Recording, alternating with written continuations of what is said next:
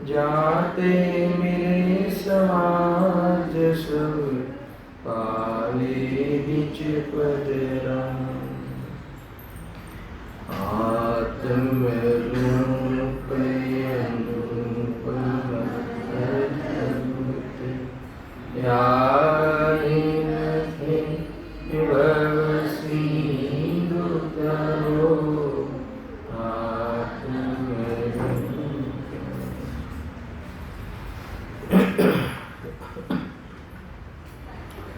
श्री मोक्षनाथ प्रकाशक ग्रंथ से 7मा अधिकार ऊपर આપણે સ્વાધ્યાય ચાલી રહ્યો છે। નિશ્ચયાવાસી મિથ્યા દૃષ્ટિ મૂળ પ્રકરણ છે। એમાં પેટા પ્રકરણ છે નિશ્ચયાવાસી મિથ્યા દૃષ્ટિની પ્રવૃત્તિ અને એના અંતર્ગત આજે એક નવો પ્રસંગ નવો टॉपिक नव बिंदु चालू थाय छे। मूल तो ये है कि एना मिथ्या दृष्टिनी मान्यता में जे मिथ्या प्रवृत्ति चाले छे एमांनो एक आ प्रकार छे। गई वखते आपणे प्रारंभ करी दीधो हतो, फरीथी वांची दीधो वળી ते जीवोनुं पेज नंबर 214 बराबर। वળી તે જીવોને એવું સિદ્ધાંત છે કે કેવળ શુદ્ધાત્માના ચિંતનથી તો સંબંધ જરા થાય છે વા ત્યાં મુક્તાત્માના સુખનો અંશ પ્રગટ થાય છે। શું કહે કે શુદ્ધાત્માના ચિંતન માત્રથી સંબંધ જરા થાય છે અને મોક્ષનો અંશ પ્રગટ થાય છે એમ કહે। तथा जीवना गुणस्थान आदि अशुद्ध भावों અને પોતાના સિવાય અન્ય જીવ ભૂતગલાદીનું ચિંતન કરવાથી આશ્રવ બંધ થાય છે, માટે તે અન્ય વિચારથી પરાળ ન કરે। આ શંકા છે કે સમાધાન અને આ શંકા છે એનું ખંડન કરવાનું। અહીંયા કહ્યું ને કે શુદ્ધાત્માનું ચિંતન કરીએ तो संबंध जरा थाय, गुणस्थान आदि चिंतन करी अथवा परद्रव्यों चिंतन करी तो शू थाय बंध थाय। पंडित जी कहे थे कि एम नथी।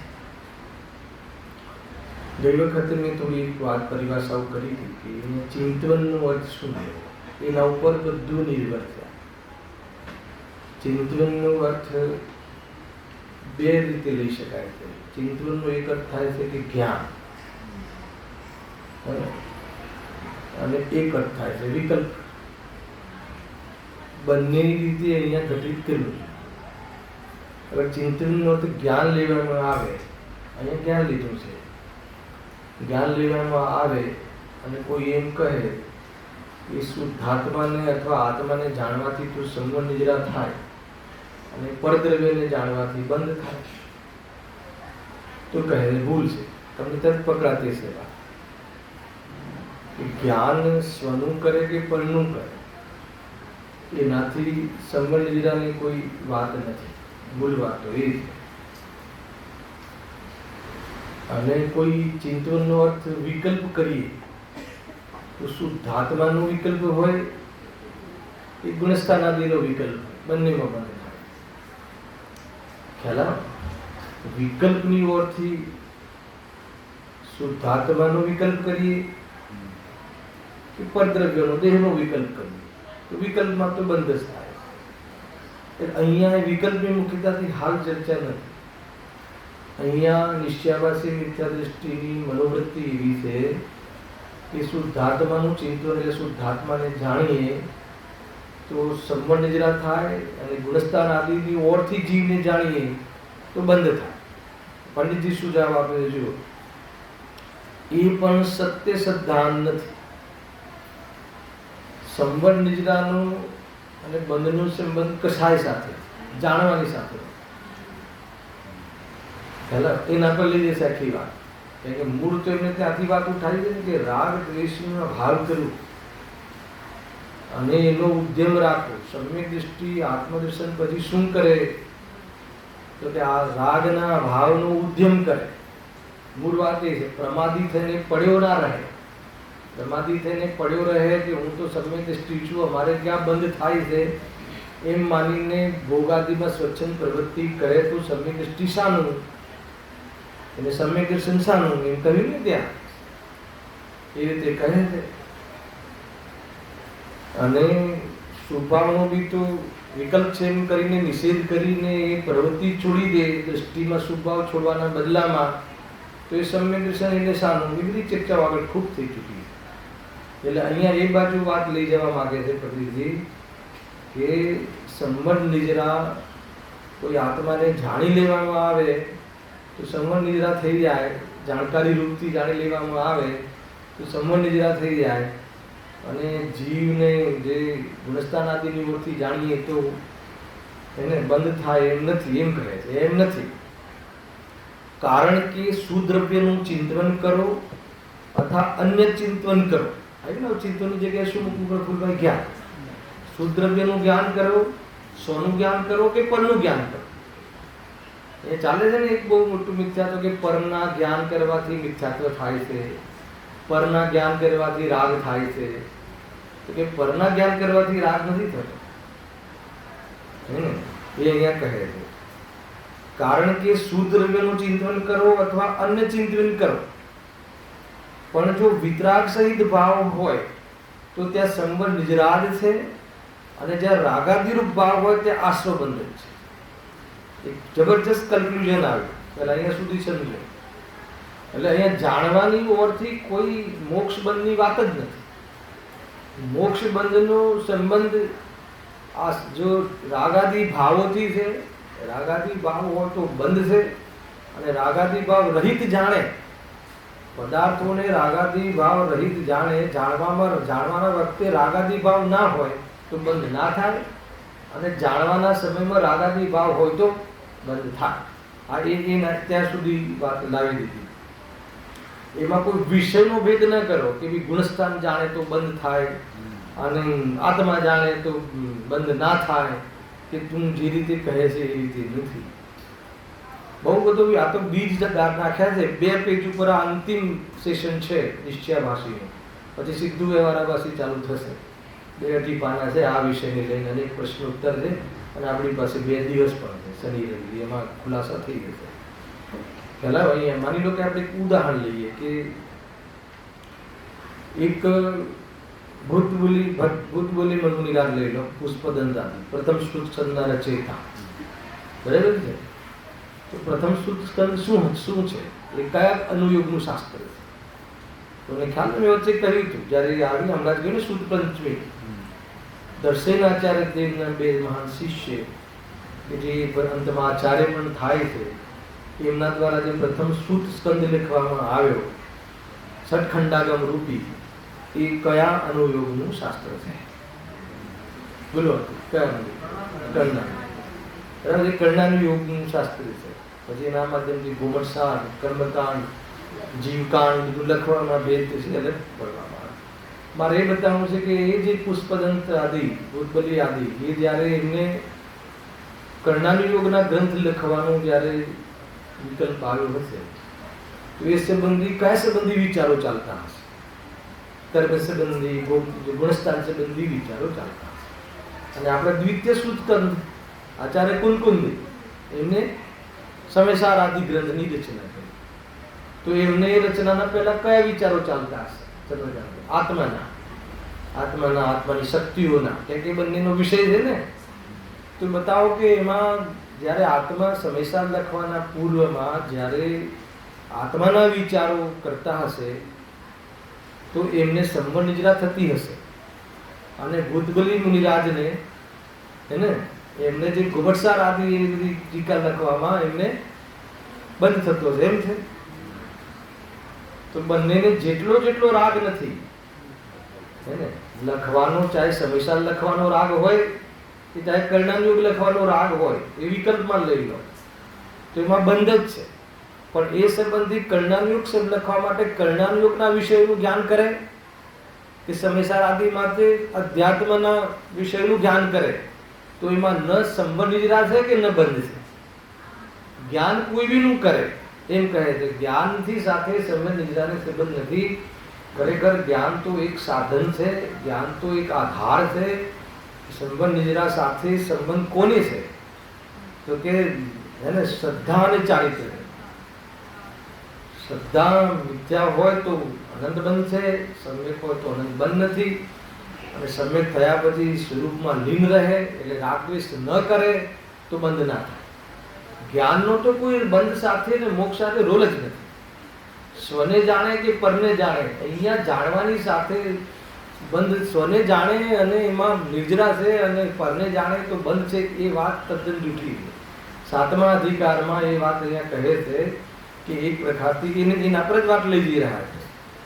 એને અહીંયા કહે છે ને કે મિથ્યા ભાવ છે, મિથ્યાત્વ છે, ગ્રહિત મિથ્યાત્વ છે. કે 7મો અધિકાર ગ્રહિત મિથ્યાત્વ છે. અહીંયા છેલ્લે એ સિદ્ધ કરવાના છે. કોઈ એવું જાણે કે પરને જાણવાથી રાગ થાય છે એટલે અમે પરને નથી જાણતા, અમે તો આત્માને જાણીશું તો કહે છે કે એને અહીંયા જે મંગલાચરણ કર્યું છે ને એ મંગલાચરણમાં શું લખ્યું છે? શું જાણ મંગલાચરણ ભૂલી ગયો, યાદ હોય તો. આ ભવતરુનું મૂળ એક જાણો મિથ્યા ભાવ. 7મા અધિકારમાં આ ભવતરુનું મૂળ એક જાણો મિથ્યા ભાવ. તો અહીંયા કયો મિથ્યા ભાવ છે? એ કુદે કુકા કુગુરુ કુશાસ્ત્રની વાત નથી. અહીંયા તો કોઈ એમ કહે કે પરને જાણવાથી રાગ થાય છે એટલે પરને નહીં જાણવું, એ મિથ્યા ભાવ છે. ભવતરુનું મૂળ મિથ્યા ભાવ છે. આવ્યું ને એ કોટેશન તો એ આવ્યું. અને એની સિદ્ધિ કરશે તમને ધીરે ધીરે 2 પાનામાં એ સિદ્ધિ થશે કે આમ લાગે કે ક્યાંય ને ક્યાંય આપણા બી આપણી સોચમાં કોઈ જાણવા સંબંધી કંઈ મિસ્ટેક ચાલતી હોય તો સુધારી લેવી જોઈએ એમ કહે. જો હા, કારણ કે શુદ્ધ દ્રવ્યનું ચિંતન કરો અથવા અન્ય ચિંતન કરો પણ જો વિતરાગ સહિત ભાવ હોય તો ત્યાં સંબંધ નિજરા છે અને જ્યાં રાગાદિરૂપ ભાવ હોય ત્યાં આશ્રયબંધ છે. જો પરદ્રવ્યને જાણવાથી જ આશ્રયબંધ થાય, શું લખ્યું છે? તો કેવડી ભગવાન સમસ્ત પરદ્રવ્યને જાણે છે. બરાબર છે? જાણે છે કે નહીં પેલા એ કહો. અચ્છા, પછી એક વાત ઓર ખુલશે. વ્યવહારથી જાણે છે કે નિશ્ચયથી જાણે? કોઈ કહેશે મને કે વ્યવહારથી જાણે છે કે ગુરુદેવશ્રીનું કથન છે હે ને.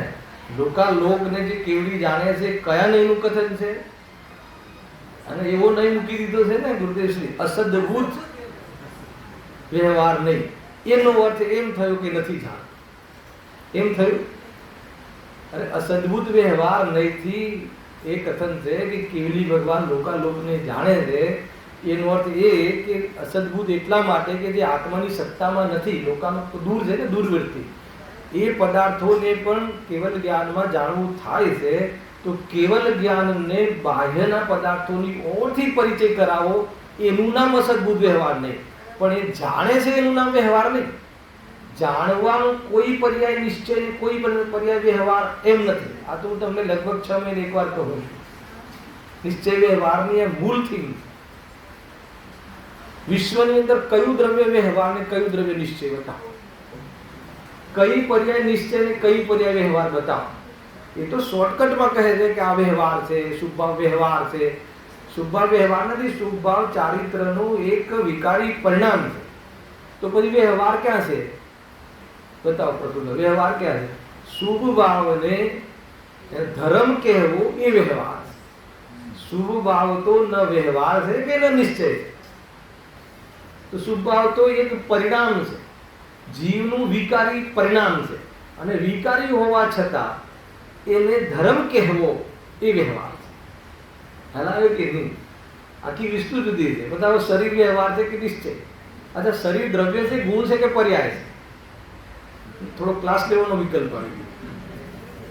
એટલે શરીર દ્રવ્ય છે, ગુણ છે કે પર્યાય છે? પર્યાય છે. કઈ પર્યાય છે, કયા ગુણની કઈ પર્યાય? અને એવું લાગે છે કે શનિવાર પાછું ચાલુ કરવું પડે.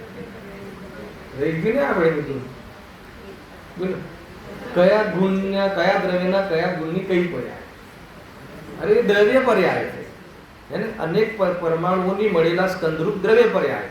અચ્છા, હવે એ પર્યાય રૂપી જે શરીર છે, એ શરીર પરિણામને પ્રાપ્ત એ પૂદગલ, એ જે શરીર છે એ નિશ્ચય છે કે વ્યવહાર? તે કીધું હતું ને, નિશ્ચય વ્યવહાર ચાલુ કરો. ચાલુ નથી કરવાનું, ખાલી થોડો ટેસ્ટ બતાવો. શરીરની જે પર્યાય છે નિશ્ચય છે કે વ્યવહાર? અરે એ પૂદગલની પર્યાય છે, પોષણ છે. એના નિશ્ચય છે કે એનો વ્યવહાર છે? નિશ્ચય વ્યવહાર એને જાણવામાં, એને સમજવામાં, એને કહેવામાં, એમાં જ નિશ્ચય વ્યવહાર લાગે છે. હવે એ ખરેખર જો શરીરની પર્યાય જે છે, પૂદગલની હોવાથી કહેવી, એ પરમાર્થ છે, નિશ્ચય છે. જેની છે એની કહેવી નિશ્ચય છે, અને જેની નથી એની કહેવી પ્રયોજનવશ. કોની નથી? જીવની નથી. પણ જીવની શરીરની પર્યાય જીવની સાથે મિલાવીને કથન કરવું એ વ્યવહાર. બતાવવાનું નિશ્ચય વ્યવહારનું સ્વરૂપ શું છે? આ ક્યાંથી વાત આવી? આ તો અહીંયા વિષય નતો. આ તો વાત એવી આવી ને કે ભાઈ, અગર જો પરદ્રવ્યને જાણવાથી જ બંધ થતો હોય તો ઉત્કૃષ્ટમાં ઉત્કૃષ્ટ બંધ કોને થવું જોઈએ? કેવડી. લખી દે કેવડી ભગવાન, કેમ કે સમસ્ત પરદ્રવ્યને જાણે છે. અહીંયાથી મેં લીધું કે પેલા જાણે છે, કબૂલ ના હોય તો પછી વિષય આગળ નહીં ચાલે. પરદ્રવ્યને જાણતા જ નથી તો પછી વાત જ નથી. એક આત્માને જ જાણે છે. હેલા, અરે એક સર્વને જાણતા હોવા છતાં આત્મામાં લીન રહે છે. વાત એવી એને સર્વને જાણવા રૂપ પરિણમે છે. અરે હું તો આને કારણકારી લઈ લઉં છું. અરે સર્વને જાણવા રૂપ પરિણમે છે એટલે હવે જાણવાના વિકલ્પ બી ન રહ્યા, એટલે નિરાકુલ છે. કેમ કે છદ્મસ અવસ્થામાં ગેલુપ્તતા ઘણી હતી, જાણવાની પણ લુપ્તતા. હવે જાણવાની લુપ્તતા કેમ ના રહી? કેમ કે સર્વને જાણી લીધું એટલા માટે મજામાં રહે. એ બી એક કન્સેપ્ટ છે. અનેક એંગલથી, અનેક અપેક્ષાઓથી વસ્તુને સમજવી જોઈએ. ટૂંકમાં એક ખાસ ખ્યાલ રાખવું જોઈએ કે અપેક્ષા કોઈ બી હોય, વસ્તુનું જે સ્વરૂપ છે, કે સિદ્ધાંત છે, કે જે વિતરાગતા છે, કે જે વેદજ્ઞાન છે, એમાં ખંડિતપણું ના હોવું છે. આ એક સ્લોગન સમજી લો, ફોર્મ્યુલા છે. આ ફોર્મ્યુલાથી દરેક વસ્તુ સમજવી જોઈએ. એ રીતે જો આગળ વિષય પર આવીએ. કેવડી ભગવાન સમસ્ત પરદ્રવ્યને જાણે છે, તેથી તેમને પણ આશ્રમ બંધ થાય. વાત સાચી છે ને? થાય. તો કે જો એમ કહેશો તો આ એક સમસ્યા ઊભી થશે, અને જે સંપૂર્ણપણે નિર્બંધ છે એને અબંધપણું પ્રગટ કરી લીધું છે. જેમને પર્યાયમાં એમને બંધની સિદ્ધિ થશે. એટલા માટે જો આને જાણીએ તો બંધ થાય, ને આને જાણીએ તો નિજરા થાય. એ તું જાણવાની ઓરથી બંધ નિજરાની, અર્થાત તો બંધ નિજરાનું સ્વરૂપ કહે છે, એ ગલત છે, એ ભૂલ છે. હવે પ્રશ્ન એના શિષ્યેન્દ્ર, છદ્મસને તો પરદ્રવ્ય ચિંતન થતા આશ્રમ બંધ થાય છે ને? અને અમે કેવલીની વાત ક્યાં કરીએ? અમે કેવલીના તો એવું કઈ રીતે કહી શકીએ કેવલીને તો ન થાય, પણ છદ્મસને તો થાય કે ના થાય? બહુ જોરદાર પૂછ્યો ને પ્રશ્ન. છદ્મસને અપૂર્ણ જ્ઞાન છે, એને અર્થે આપણે તો બંધ થાય ને, પરદ્રવ્યને ચિંતવીએ, પરદ્રવ્યને જાણીએ તો બંધ થાય કે ના થાય? તો એ કહે છે કે એમ પણ નથી. જબરજસ્ત આધાર આપે છે. એ આધારની ચર્ચા મારે આજે થોડી કરવી છે, અને એના પછી વિષય આગળ ખુલશે. જુઓ કેમ નથી આધાર આપે છે. કારણ કે શુક્લ ધ્યાનમાં પણ મુનિઓને 6 દ્રવ્યોના દ્રવ્ય ગુણ પર્યાયનું ચિંતન હોવું નિરૂપણ કર્યું છે. ખ્યાલ અમે શું જવાબ આપ્યો, શું આધાર આપ્યો, કોઈને ખ્યાલ આવે છે? એના પછી બી બહુ મસ્ત મસ્ત વાતો લખી છે. અવધિ મન પર્યાય આદિમાં પરદ્રવ્યને જાણવાની જ વિશેષતા હોય છે. અને અવધિ 5 જ્ઞાનોમાં 2 જ્ઞાન તો એવા છે કે એ જ્ઞાનમાં તો આત્મા તો જણાત્માની વાત દૂર રહી, પરંતુ માત્ર પરદ્રવ્યનો જ વિષય બને. અવધિને મન પર્યાય જ્ઞાનમાં તો પૂદગલ જ બને છે. પરદ્રવ્યમાં એનો વિષય પૂદગલ છે. તો બોલો હવે શું કરશે? પછી અવધિ મન પર્યાય જ્ઞાનની વાત આપણે પછી લઈએ છીએ. પહેલા આપણે આનું સમાધાન કરીએ કે એમ પણ નથી. કારણ કે શુક્લ ધ્યાનમાં પણ મુનિઓને 6 દ્રવ્યોના દ્રવ્ય ગુણ પર્યાયનું ચિંતન હોવું નિરૂપણ કર્યું છે. શુક્લ ધ્યાન ક્યારે અને કોને હોય છે, એ કઈ અવસ્થા છે? શુક્લ ધ્યાન, શુક્લ ધ્યાનના 4 પાયા, એ વિશેની થોડીક ચર્ચા આજે 20-1 મિનિટ કરવાનો વિકલ્પ છે. તત્પર સૂત્રના આધારે પહેલાં કદાચ કોઈ વાત થઈ ગઈ ન હોય તો ફરીથી હે ને તત્પર સૂત્રનું અભ્યાસ હોવો જોઈએ. મેં એકાદ બે પ્રવચન પહેલાં કરેલું હતું. જો આધાર શું આપે પંડિતજી? શુક્લ ધ્યાન. તું એમ કહે છે કે નહીં છદ્મસને તો પરદ્રવ્યને જાણવાથી તો બંધ થાય, તો 12મા ગુણસ્થાન સુધી છદ્મસ પડે. અને શુક્લ ધ્યાનના સ્વામીની પહેલા ચર્ચા કરીએ છીએ. અને શુક્લ ધ્યાન એટલે નિર્વિકલ્પ દશા, ઉત્કૃષ્ટ દશા, બરાબર છે. અને એ દશામાં પણ અન્ય દ્રવ્યોનું જાણવું થાય છે નિર્વિકલ્પ દશામાં. આપણને એમ વાત લાગે, એવું લાગે છે કે નિર્વિકલ્પમાં તો આત્માનું જ ધ્યાન હોતું હશે, આત્માનું જ જ્ઞાન હોતું હશે. તો અહીંયા એ વાત બી કહેશે, નિર્વિકલ્પ દશા કોને કહેવાય એ બી કહેશે. એને વાસ્તવમાં એ બધી જ ચર્ચાઓ આગળ આવવાવાળી છે કે પ્રશ્નના રૂપમાં. પહેલાં અમને જે પંડિતજી આ જે લીટી લખી છે કે એમ નથી, કેમ નથી, એને કેવું નથી? પરદ્રવ્યનું ચિંતન જો છદ્મસ કરે છે તો એને તો આશ્રય થાય ને. તો પંડિતજી કહે છે કે એમ નથી. કેમ એમ નથી? એટલા માટે કારણ આપ્યું કે શુક્લ ધ્યાનમાં મુનિરાજને, છદ્મસ્થ મુનિરાજને શુક્લ ધ્યાનમાં પણ 6 દ્રવ્યોનું જ્ઞાન હોય છે. શુક્લ ધ્યાનમાં 6 દ્રવ્યો, 6 દ્રવ્ય એટલે પરદ્રવ્ય આવે કે ના આવે એમાં એનું જ્ઞાન હોય છે, એ સંબંધી જ્ઞાન થતું હોય છે. તો એ વખતે તો સંસાર સીમિત થાય છે. ખ્યાલ આવે ને? સીમિત થાય છે ને સંસાર. તો સંસાર તો જે શ્રેણીઓમાં ચડે છે તો સંસાર તો ભાવની ઓર ચાલી રહે છે. અને 6 દ્રવ્યોને જાણવામાં પ્રવૃત્તિ ચાલે છે. એ કેવી રીતે? હવે તમે સાંભળજો કે આધાર છે, એમને આધાર આપ્યો છે. પ્રશ્ન ખ્યાલ નહીં આવે તો હું વાંચીશ એ બી તમને ખ્યાલ નહીં આવે, એટલા માટે ચર્ચા કરી રહ્યો છું. સૌથી પહેલા આ સૂત્ર નંબર છે 39 થી લઈને છે, હે ને? કોને ઘરે જઈને વાંચવું તો 39, 40, 41, 42 એ બધા સૂત્રો છે. એક સાથે 44 સુધીના સૂત્રો છે. આજે સ્વાધ્યાય કરી લેજો, કાલે પ્રશ્ન કરજો કંઈ હોય તો આ સંબંધી. એમાં એવું લખ્યું છે કે જે 4 ધ્યાન છે, 4 ધ્યાન, શુક્લ ધ્યાન. હવે ધ્યાન અવસ્થામાં અન્ય દ્રવ્યોનું જ્ઞાન હોય છે. જો અન્ય દ્રવ્યોનું જ્ઞાન થતા બંધ થાય તો ધ્યાનની દશામાં અન્ય દ્રવ્યોનું જ્ઞાન હોય છે અને એ વખતે બંધ થવું જોઈએ. ઉપરથી ધ્યાનમાં તો સંસાર ઘટે છે. તો એ કેવી રીતે બધી અનુસંધાન થશે એની ચર્ચા કરી છે. પહેલા 4 ધ્યાન જે કહ્યું, શુક્લ ધ્યાનના 4 વેગ. અહીંયા ધર્મ ધ્યાનની આજની વાત નથી. આપ ધ્યાન, રૌદ્ર ધ્યાન, ધર્મ ધ્યાન એની હાલ ચર્ચા નથી. અને એમાં બી પિંડસ્થ, રૂપસ્થ એ બધી ચીજો ઘણી બધી છે. ઘણી બધી ધ્યાનનું બહુ મોટું વિતરણ છે. અને ધ્યાન જ એક એવી ક્રિયા છે કે વાસ્તવમાં મુક્તિને પ્રાપ્ત થવામાં કારણભૂત છે. હવે જ્ઞાન અને ધ્યાન, શ્રદ્ધા, જ્ઞાન અને પછી ધ્યાન, હે ને? તો ધ્યાનને કોઈ વખત ચારિત્રની પર્યાય લીધી છે, કોઈ જગ્યાએ જ્ઞાનની પર્યાય લીધી છે. એના અલગ અલગ પ્રકારે અપેક્ષાઓ છે. તો તમે કહેશો કે આટલું બધું જાણ્યા પછી સમ્યક થશે, ખાલી એક આત્માને જાણી લઈએ, આ બધી ઝંઝટ છોડો. અગર જો એમ થતું હોય તો કે સમ્યક નહીં થાય. પરંતુ ભલે આપણી બુદ્ધિ નથી ચાલતી પણ આટલા મહાન વિષયો છે એમ બી મહિમા ન આવે તો કહે છે કે તને આત્માથી પણ નથી. પહેલાં હું શું કહેવા માંગુ છું? અરે આપણે જે વસ્તુને પ્રાપ્ત કરવી છે એનું જ્ઞાન, યથાર્થ જ્ઞાન એ બધી બોધ તો હોવો જોઈએ કે ના હોવો જોઈએ. નહીં તો અન્ય કોઈ પરિણામને ધ્યાન માની લેશે, અન્ય કોઈ ઉઘાડને જ્ઞાન માની લેશે, અને અન્ય કોઈ પ્રવૃત્તિને શ્રદ્ધાન માની લેશે અને એ રીતે આમ પોતાનું અહિત કરી નાખશે. સાંભળજો, બહુ ઊંચી વાત છે. તો શુક્લ ધ્યાન 4 પ્રકારના, બહુ ડિટેલિંગમાં નહીં જઈએ, પ્રયોજનપરક ચર્ચા થશે. પૃથકત્વ વિતર્ક, એકત્વ વિતર્ક, સૂક્ષ્મ ક્રિયા પ્રતિપાતી, વિપરીત ક્રિયા નિવૃત્તિ. આ 4 નામ છે. નામ યાદ ના રહે તો ચિંતા નહીં કર. મારે તો એટલું બતાવવું છે કે 4 પ્રકારના શુક્લ ધ્યાન, ધ્યાનની ઉત્કૃષ્ટ અવસ્થાઓ છે અને શ્રેણીઓની અવસ્થાઓ છે કે જ્યાં મુનિરાજ હવે શ્રેણી ચડીને મુક્તિને પ્રાપ્ત થવાવાળા છે. એ પ્રકારની જ્યારે અવસ્થા હોય છે ત્યાં અહીંયા એમના જ્ઞાનનો વિષય કોણ બને છે, સ્વ બને છે કે પર બને છે, એની અહીંયા ચર્ચા કરી. ખ્યાલ આવે? ચાલો, જ્યારે 6ઠ્ઠામાં આવ્યો ઉપયોગ અથવા તો લખવામાં ઉપયોગ આવ્યો ત્યારે તો એમના જ્ઞાનનો વિષય પર બને છે. પરંતુ જ્યારે મુનિરાજ એને શુદ્ધોપયોગમાં હોય, અને શુદ્ધોપયોગ પણ કયા સ્તરનો? 7મા વાળો નહીં કે વળી પાસે 6ઠ્ઠામાં આવી જાય. એ વાળો કે હવે તો એનું ફળ એકમાત્ર અર્હત દશા આવવાવાળું છે. એવી શુદ્ધોપયોગની ધારા, એવી પરિણામની એની શુદ્ધોપયોગની ધારા, એ ધારામાં જ્ઞાનનું વર્કિંગ, જ્ઞાનનું જાણવાનું કાર્ય આત્મા આત્માનું જ હશે કે છય દ્રવ્યનું હશે? હવે છય દ્રવ્ય તો પરદ્રવ્ય થયા કે નહીં થયા? તો હવે પરદ્રવ્ય થયા તો પછી એને તો બંધ થવું જોઈએ, અને ધ્યાનમાં બંધના અભાવની પ્રક્રિયા. પ્રશ્ન ખ્યાલમાં આવ્યો?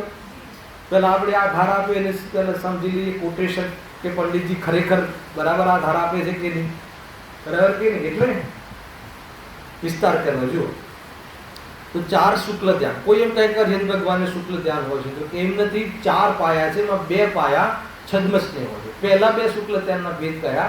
પૃથક વિતર્ક અને એકત વિતર્ક. એ કોના છે? છદ્મસ્ના. હવે કયા સ્ટેજમાં હોય છે પહેલા એ સમજી લો. બહુ અદ્ભુત વાત છે, પછી એનું સ્વરૂપ સમજીએ છીએ એટલે આપણું ક્લેરિટી આવીએ છીએ. જો અહીંયા લખ્યું છે कि इना स्वामी कौन विषय ये चाले से पात्रता की दृष्टि से विचार करते हुए बतलाया है कि जो पूर्वधर हो उनके प्रारंभ में 2 शुक्ल ध्यान होते हैं और केवली के अंत के 2 शुक्ल ध्यान होते हैं. એટલે એટલી વાત તો નક્કી થઈ ગઈ કે 4 શુક્લ ધ્યાનમાંથી 2 શુક્લ ધ્યાન 2 ભેદ તો કોને હોય છે? છદ્મસને. છદ્મસમાં શું નામ લખ્યું? પૂર્વધર. પૂર્વધર શબ્દનો શું અર્થ થાય છે? ભાઈ તત્પર સૂત્ર બી આ રીતે એક એક શબ્દ ચલાવવા જેવો છે અહીંયા દરેક જગ્યાએ. પૂર્વધર એટલે 14 અંગ પૂર્વ, 12 અંગ ને 14 પૂર્વ, દ્વાદશાંગના ધણી. તો પછી પાછું કોઈ એમ કહે છે કે 6ઠા 7મા ગુણસ્થાન વર્તી મુનિરાજ પણ એને દ્વાદશાંગના ધણી હોય છે. તો આગળ લખે છે અહીંયા ઉમા સ્વામી કે જે એવા પૂર્વધર કે જે ધર્મ ધ્યાન વાળા નહીં. 6ઠા 7મામાં કયું ધ્યાન હોય છે? ધર્મ ધ્યાન. બરાબર છે. અને આપણે કયું ધ્યાન હોય છે? પહેલા કે નહીં આત્મરૌદ્ર ધ્યાન. સમ્યક દૃષ્ટિને કયું ધ્યાન હોય છે? ચોથા ગુણસ્થાને કયું ધ્યાન હોય છે? આ સ્વામીની જ વાત નીકળી છે ને. કયા ધ્યાનના સ્વામી કોણ? બોલો. ધર્મ ધ્યાન પણ હોય છે, આર્થ ધ્યાન બી હોય છે, અને રૌદ્ર ધ્યાન બી હોય. સમ્યક દૃષ્ટિ જીવ પ્રશસ્ત રૂપ અપ્રશસ્ત રૂપ ડિટેલિંગમાં નથી જો. 5મા ગુણસ્થાનમાં હલાવે કે નહીં એમાં બી 3 ધ્યાન હોય. અને છઠ્ઠા ગુણસ્થાન વાળા મુનિરાજને ધર્મ ધ્યાન અને આર્થ ધ્યાન બી હોય, રુદ્ર ધ્યાન નથી હોય. અને 7મા ગુણસ્થાન વાળાને એકલું માત્ર ધર્મ ધ્યાન હોય. બરાબર. આ સ્વામી કહી દીધું. અહીંયા બહુ વિશેષ ચર્ચા આપણે નથી કરવી. હવે શુક્લ ધ્યાન પછી જે શ્રેણી ચાલુ થાય છે 8મા ગુણસ્થાનથી શુદ્ધોપયોગની એ લેવલ કે હવે મુક્તિ પ્રાપ્ત કરશે જ કરશે. તો એમાં કયા ધ્યાનની સ્ટાર્ટ થઈ જાય છે? શુક્લ ધ્યાન. શુક્લ ધ્યાનનો પહેલો પાયો અને બીજો પાયો ક્યાં હોય છે? અને એ વખતે પૂર્વધર. આનાથી એ પણ સિદ્ધ થાય છે કે ભલે 6ઠા 7મામાં એક અંગનું જ્ઞાન ના હોય પણ શ્રેણી ચડે તો એ દ્વાદશાંગના ધણી થઈ જાય છે. ગજબ છે. કયો પુરુષાર્થ કર્યો? 12 અંગનું જ્ઞાન કરવામાં જયેશભાઈ કયો પુરુષાર્થ કર્યો મુનિરાજે? 6ઠા 7મા ગુણસ્થાનમાં તો એક અંગનું જ્ઞાન નહીં, એક અંગનું પૂરું જ્ઞાન નહીં. અને જ્યાં શ્રેણી માળે છે વિતરાગતામાં તો એની વિશુદ્ધિ પણ એવી થઈ જાય છે એને સહયોગમાં એ વિશુદ્ધિમાં 12 અંગનું જ્ઞાન ખીલી જાય, 14 પૂર્વનું જ્ઞાન ખીલી જાય. લખીને પૂર્વધર. શુક્લ ધ્યાનના સ્વામી પૂર્વધર એવા મુનિરાજ. પણ કોઈ એવા પૂર્વધર હોય કે જે શુક્લ ધ્યાનમાં ન હોય, 6ઠે 7એ બી હોય દ્વાદશાંગ ગણધરદેવ દ્વાદશાંગના ધણી હોય છે, શ્રેણીમાં નથી ચડતા હોતા એ વખતે તો હોઈ શકે. પણ શ્રેણી ચડતી વખતે તો અલ્પ જ્ઞાનની પણ ઉત્કૃષ્ટ અવસ્થા એને પ્રાપ્ત થાય છે. શુદ્ધ જ્ઞાનની જે અંતિમ પરાકાષ્ઠા છે, શુદ્ધ જ્ઞાનની દ્વાદશાંગ રૂપ જ્ઞાન, એ જ્ઞાન ઓટોમેટિક પ્રગટ થઈ જાય. કોઈ એમાં પુરુષાર્થ નથી કરતા, દ્વાદશાંગ જ્ઞાન થઈ જાય. જ્ઞાન વધારવા શું કરવું? એને વિતરાગતા, રાગદ્વેષ નો અભાવ. જ્યાં રાગદ્વેષ થાય છે ત્યાં જ્ઞાન માર ખાય છે, ત્યાં જ્ઞાન ઘટતું જાય છે. રાગદ્વેષની તીવ્રતા હોય ત્યાં જ્ઞાન समाप्त हुई क्या? ये अलग विषय है. અહીં આપણે ધ્યાનની ઓરથી ચર્ચા કરવી જોઈએ. यहाँ पूर्वधरों के शुक्ल ध्यान प्राप्त हुआ, किंतु बात ऐसी नहीं है क्योंकि श्रेणी पर आरोहण करने के पूर्व धर्म ध्यान होता है और श्रेणी में शुक्ल ध्यान होता है. એટલે હર પૂર્વધરની વાત નથી. જે પૂર્વધર શ્રેણી ચડે છે એને શુક્લ ધ્યાન હોય છે. તો કોઈ એવા પૂર્વધર હોય કે શ્રેણી ના ચડતા હોય તો એને કયું ધ્યાન કહેવું? ધર્મ ધ્યાન. આટલું જેટલું ભણીએ એટલું તો ક્લિયર કરીએ ને આપણે, બરાબર है. इसीलिए यहाँ ऐसे ही पूर्वधर लेने चाहिए जो उपशम श्रेणी या क्षपक श्रेणी में स्थित. એટલું ક્લિયર થયું? હવે આગળ, इसमें भी शुक्ल ध्यान का पहला भेद उपशम श्रेणी के सब गुण स्थानों में, उपशम श्रेणी ना कया कया गुण स्थान सम्यक 8મું 9મું 10મું અને 11મું. સપક શ્રેણીના કયા ગુણ સ્થાન? 8મું 9મું 10મું કોમન અને પછી 12. બરાબર છે? આ સપક શ્રેણીના ગુણ સ્થાન, પેલા ઉપશમ શ્રેણીના 7 8 9 8 9 10 કોમન છે. તો એમાં એવા મુનિરાજ બી હોઈ શકે કે જે ક્ષય કરતા કરતા શ્રેણી ચડતા હોય, અને એવા કોઈ મુનિરાજ બી હોઈ શકે કે દબાવતા પ્રકૃતિઓને ઉપશમ કરતા આગળ વધતા. ઉપશમ શ્રેણી સપક શ્રેણીનો બોધ થઈ ગયો, પણ સંપૂર્ણ ઉપશમ થઈ જાય તો 11મું, અને એ ઉપશમ શ્રેણી વાળા મુનિરાજ. પણ સપક જે ક્ષય કરતા ચડે અને ક્ષય થઈ ગયું એનું નામ આપ્યું છે 12મું. 10મા પછી જે ગુણસ્થાન આવે એમાં ઉપશમ હોય એનું નામ 11મું, અને એના પર જો ક્ષપક હોય એનું નામ 12મું, ક્ષીમો જીન કહેવાય. ખ્યાલ કોઈ 11 12 ક્રમ એ રીતે નથી, પછી 11 પછી 12 એમ નહીં. એ તો સમજાવવા માટે શું કરે, એટલે ઉપશમ શ્રેણી ચડે 8માંથી અને કમજોર રીતે શ્રેણી ચડે તો 8 9 ને 10 પછી બધું જ ઉપશમ થઈ જાય, એ બી વિતરાગી થઈ જાય છે અને અંતર્મુહૂર્તમાં નીચે જ પડે છે, ઉપશાંત. બરાબર છે? તો એ થઈ ગયું 11મું નામ આપી દીધું, ક્રમ આપી દીધું. અને ક્ષપક શ્રેણી ચડતા હોય 8 9 10 પછી 12મું. 8 9 10 હર ગુણસ્થાનનો કાલ અંતર્મુહૂર્ત, 8 9 10 અને 12 થઈને બી ટોટલ કાલ અંતર્મુહૂર્ત. અને આ પોઝિશન અંતર્મુહૂર્ત એક મુહૂર્ત પણ રહેતા નથી મુનિરાજ. પછી ક્યાં ચાલે જાય છે? સપક શ્રેણી હોય તો અર્યંત દશામાં ચાલે જાય છે. અમારે આગળ કામ આવવાનું સમજાવવા એટલા માટે. અને ઉપશમ શ્રેણી વાળા જો હોય તો એ નિયમથી નીચે આવે. નીચે આવવાવાળા ગુણસ્થાનની હાલ ચર્ચા નથી કરવી, આગળ વાત કરીએ. જો इसमें भी शुक्ल ध्यान का पहला भेद उपशम श्रेणी के सब गुण स्थानों में और सपक श्रेणी भी 10वीं गुण स्थान तक होता है. पहलो पायो जैसे एक सपक श्रेणी वाला ने कि उपशम श्रेणी वाला मुनिराज ने 8 9 10 गुण स्थान सुधीમાં એ બંને મુનિરાજોને પહેલો પાયો એટલે પૃથક વિતર્ક શુક્લ ધ્યાન હોય છે. પહેલા સ્વામી સમજી લેજો, અને એના પછી મારે બતાવવું છે કે અહીંયા વિષય શું છે. બરાબર છે? પછી જે સપક શ્રેણી વાળા છે એમને પહેલો પાયો 10મા સુધી તો પહેલો પાયો, અને 12મામાં બીજો પાયો, બીજા લેવલનું બીજા સ્તરનું શુક્લ ધ્યાન.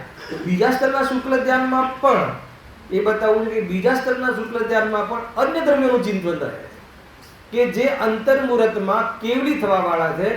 અને એમાં એ જે પાછું એમ કહે છે અહીંયા તો કે એ શુક્લ ધ્યાન જે અન્ય દ્રવ્યોનું ચિંતન રહે છે, અન્ય દ્રવ્યોનું જ્ઞાન રહે છે, તો એના નિમિત્તથી જે કર્મની પ્રકૃતિઓ શું થાય છે?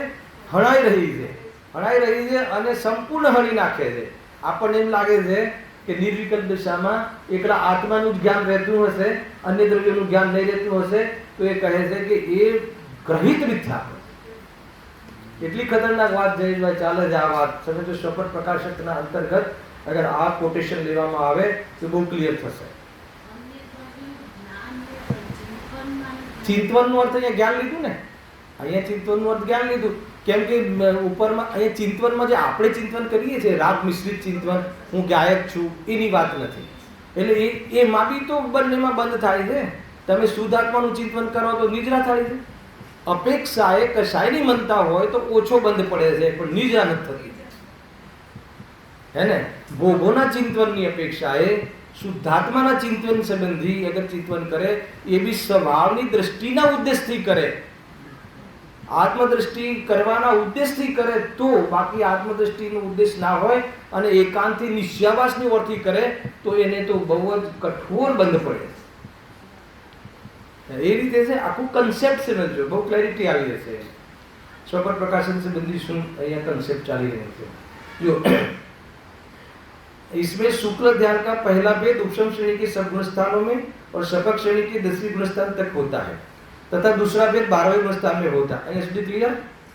इसी प्रकार शुक्ल ध्यान का तीसरा भेद सहयोग केवली और चौथा अयोग केवली. ત્યાં સુધી આપણે જવાની જરૂર નથી, કેમ કે અહીંયા પ્રશ્ન એ ચાલે છે કે છદ્મસ્થ તો પરદ્રવ્યનું ચિંતન કરે તો એને તો બંધ થાય ને.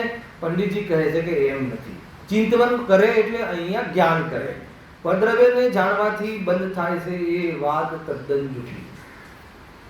પરદ્રવ્યનું લક્ષ્ય કરીને જાણે પરદ્રવ્યને રાગ પૂર્વક જાણે, પરદ્રવ્યમાં કાંઈ પોતાના કોઈ કલ્પનાપૂર્વક જાણે, ઈષ્ટનિષ્ઠની બુદ્ધિપૂર્વક જાણે, તો એ વાસ્તવમાં બંધ છે. એનો શુભ ઉપયોગ અશુભ ઉપયોગ બંધનું કારણ છે. ઉપયોગ બંધનું કારણ નથી, વાસ્તવમાં તો શુભ ઉપયોગ બંધનું કારણ છે, અશુભ ઉપયોગ બંધનું કારણ છે. એ લેવું છે, બિલકુલ નથી. પણ અહીંયા જાણવાની ઓરથી બહુ ચાલી ગયું છે ને કે જાણે તો આ થશે, જાણે તો એની બહુ જબરજસ્ત ખબર લીધી છે કે કોઈ અને નિર્વિકલ્પ એટલે સિદ્ધિ એ કરે છે કે તું જો જાણવાને એકાંતે માની લે કે બંધ થાય છે, પણ નિર્વિકલ્પ દશામાં બી પરનું જાણવું થાય. અહીંયા સિદ્ધિ એ કરે છે કે જે આપણા માટે તો બહુ નવો વિષય થઈ ગયો, અને એની સિદ્ધિ કરશે બહુ પ્રશ્નો છે, કાલે ખુલશે. ઓર નિર્વિકલ્પ દશામાં જો અગર અન્ય દ્રવ્યોનું છદ્મસની વાત છે, એને એનું જાણવું થાય છે અને તમે કે જાણવું થતું નથી, તો નિર્વિચાર, તો નિર્વિચારનું નામ નિર્વિકલ્પ દશા નથી. એટલે વળી પાછી એક બીજો પ્રશ્ન થશે કે વિચાર અને વિકલ્પમાં શું અંતર? ખ્યાલ? તો વિચાર પ્યોર જ્ઞાનની પર્યાય છે, અને મોક્ષ માર્ગમાં વિકલ્પનો અર્થ રાગાદી રૂપ ઉપયોગનું પરિણમવું એ છે. અને જ્ઞાન ગુણની ઓર ચર્ચા કરવામાં આવે, જ્ઞાન દર્શન ફંડામેન્ટલમાં ચર્ચા કરવામાં આવે, તો ત્યાં વિકલ્પનો અર્થ જ્ઞાન, વિશેષ જ્ઞાન થાય છે. જ્ઞાન સાકારમય છે અને દર્શન નિરાકારમય છે. જ્ઞાન સવિકલ્પ છે અને દર્શન નિર્વિકલ્પ છે. પૂરી ફ્રેમિંગ થાય છે. આ તો ચાર્ટ બનાવવો જોઈએ. જ્ઞાન સવિકલ્પ છે. કયું જ્ઞાન સવિકલ્પ છે? પાંચો જ્ઞાન સવિકલ્પ છે. તો ત્યાં જે વિકલ્પ શબ્દ પડ્યો છે એનો અર્થ વિશેષ જ્ઞાન. જે ચેતનામાં પદાર્થનું વિશેષ પ્રતિભાસ થાય એને જ્ઞાન ચેતના કહે છે, અને જે ચેતનામાં પદાર્થોનું સામાન્ય અવલોકન થાય એને દર્શક ચેતના કહે છે. અહીંયા સુધી શનિવારનો ક્લાસ ચાલ્યો હતો રાત્રિમાં, મને બરાબર ખ્યાલ આવે. અત્યારે હાલ આપણે મોક્ષ માર્ગના પ્રસંગની વાત ચાલે છે. ત્યાં વિકલ્પનો અર્થ રાગાદી ભાવરૂપ ઉપયોગ, રાગદ્વેષાદી ભાવરૂપ ઉપયોગને વિકલ્પ કહેવાય છે. વિકલ્પની પરિભાષા છે. અહીંયા વિચારનો અર્થ જુદો છે. વિચારનો અર્થ સંક્રમણ છે, સંક્રાંતિ છે. એનું હવે એની ચર્ચા હવે ચાલુ થશે. બરાબર છે? સાંભળો આગળ. હા, એટલે નક્કી થઈ ગયું કે પહેલો શુક્લ જ્ઞાનનો પહેલો ભેદ ઉપશમ ક્ષણિક શપક ક્ષણિક બંને મુનિરાજોને 8, 9, 10 ગુણસ્થાનમાં ચાલતો હોય છે, અને 11મા ગુણસ્થાનમાં સુધી એને પહેલો ભેદ ચાલતો હોય છે મુનિરાજને, અને 12મા ગુણસ્થાનમાં બીજા પ્રકારનું શુક્લ ધ્યાન, બીજા પ્રકારનું એટલે ઊંચા લેવલનું. પણ બંને લેવલોમાં શું વસ્તુ ચાલે છે એની ચર્ચા અહીંયા હોય છે. યોગની ઓરથી બી ચર્ચા છે.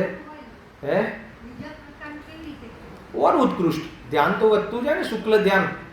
શુક્લ ધ્યાન બીજો પાયો બતાવ્યો કે પહેલા પાયાથી ચડ્યા હતું, એમાં કોઈ ખાસ વાત નથી. સાંભળો, એકવાર વિષયને બરાબર સાંભળજો. આ થોડો સૂક્ષ્મ વિષય પણ છે, ઉપયોગ બરાબર લગાવેલો રાખવો પડશે. એમાં યોગની ઓરથી ચર્ચા નથી કરવી. એમાં જોવામાં આવે તો યોગનું સંક્રમણ કોઈ થાય છે, અને ખરેખર તો ત્રણેય યોગ હોય છે. 12મા ગુણસ્થાન સુધી ત્રણેય યોગ હોય છે, મન વચન કાયા, અને ત્રણેય યોગમાંથી કોઈ એકનું સંક્રમણ પણ થાય છે, કોઈ એકનું અવલંબન પણ હોય છે. એ બી કહ્યું છે. મન વચન કાયાની વાત કરી છે અહીંયા, એની જુદી ડેફિનેશન છે. અને 13મા ગુણસ્થાનમાં એક જ યોગ હોય છે, એ બી ફિક્સ કાયા યોગ. 12મા ગુણસ્થાનમાં 3 યોગમાંથી કોઈ બી એક યોગ હોઈ શકે, અને 13મા ગુણસ્થાનમાં તો એકમાત્ર કાય યોગ હોય છે. ત્યાં કોઈ મન તો હોતું જ નથી, અને વચનનું પણ વચન યોગ હોય છે. 13મામાં વચન યોગ ને કાય યોગ, અને 14મામાં કાય યોગનું બી વિસર્ગ આગળ થતી હોય વિપત્તિ ક્રિયામાં. એટલા માટે ત્યાં અયોગી કેવલી કહી, કાયા હોવા છતાં યોગ ન કહ્યું, અયોગી કેવલી કહ્યું. 13મા ગુણસ્થાનમાં સહયોગી કેવલી કહ્યું. 12મા ગુણસ્થાનમાં વાસ્તવમાં 3 યોગમાંથી કોઈ બી એક યોગનું અવલંબન લઈને જ્ઞાનની પ્રવૃત્તિ ચાલતી હોય છે, અને અન્ય પદાર્થોમાં પ્રવૃત્તિ ચાલતી હોય છે. અને છેલ્લે એ સિદ્ધિ કરવી છે કે અન્ય પ્રવૃત્તિ ચાલતું હોય જ્ઞાન એ સંબંધી ચિંતન ચાલતું હોય તો પણ એમાં તો પણ નહીં, એનાથી તો ખરેખર નિજરા થાય છે. એમ કહે તો નિજરા કેમ થાય છે? કેમ કે રાગ દ્વેષ રહિત જાણે છે. જાણવાથી નિજરા નથી થતી, રાગ દ્વેષ નથી એટલે નિજરા થાય છે. અને રાગ દ્વેષનો અભાવ થઈ ગયો છે એટલે નિજરા થાય છે. અને જ્ઞાન પણ કેટલાક પદાર્થોમાં જ પ્રવર્તે છે એટલે જ્ઞાન સીમિત થતું જાય છે, અને સીમિત થતું જાય છે. એ રીતે છે કર સીમિતની જે જ્ઞાન પ્રગટ્યો પૂરણ જ્ઞાન છે કે નહીં? કર સીમિતની જે જ્ઞાન પ્રગટ્યો પૂરણ જ્ઞાન, એ ફોર્મ્યુલા એ અહીંયા હિસાબ છે. જબરદસ્ત વસ્તુ છે. બરાબર છે? હવે જો આપણે જે મૂળ વિષય છે, પંડિતજી એમ કહે છે કે પરદ્રવ્યના ચિંતવનથી બંધ થાય છે એમ તું આધાર આપે છે, એમ તું તારો તર્ક કરે છે. પંડિતજી કહે છે એમ નથી, કેમ કે શુક્લ ધ્યાનમાં મુનિરાજને શું કહે છે, 6 દ્રવ્યોનું ચિંતન હોય. હવે અહીંયા ચિંતન, ત્યાં શ્રેણીમાં ચિંતન શું લેશો? 12મા ગુણસ્થાનમાં ચિંતન શું લેશો? 12મા ગુણસ્થાનમાં તો અબુદ્ધિપૂર્વકનો રાગ નથી. 10મા સુધી તો અબુદ્ધિપૂર્વકનો રાગ છે.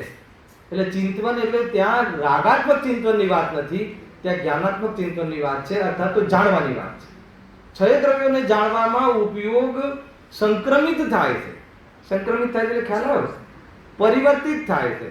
અને હવે આમાં લખ્યું છે, આધાર આપ્યો જો પૃથક વિતર્ક વિચાર. પેલા આમાં પૃથકત્વ, વિતર્ક, વિચાર. એટલા પૃથકત્વ એટલે અલગ અલગ, ભિન્ન ભિન્ન. વિતર્ક એટલે શુદ્ધ જ્ઞાન, શુદ્ધ જ્ઞાનની વાત છે. અને વિચાર, વિચારની જબરજસ્ત ડેફિનેશન આપી છે આમાં. હું વાંચું છું, પહેલા વિચારની ડેફિનેશન કરીને પછી આમાં ઉતરીએ. अर्थ व्यंजन और योग की संक्रांति को विचार कहते हैं. ना ख्याल आयो? एक शब्दમાં હું પહેલા સામાન્ય કરું કે જ્ઞપ્તિ પરિવર્તનને વિચાર કહે છે. જ્ઞપ્તિ પરિવર્તન વાળી પ્રવૃત્તિને વિચાર જ્ઞાન કહે છે. અને એકલી જ્ઞપ્તિ ક્રિયા છે એ તો જ્ઞાનની ક્રિયા તો બધા જ જીવોને હોય છે.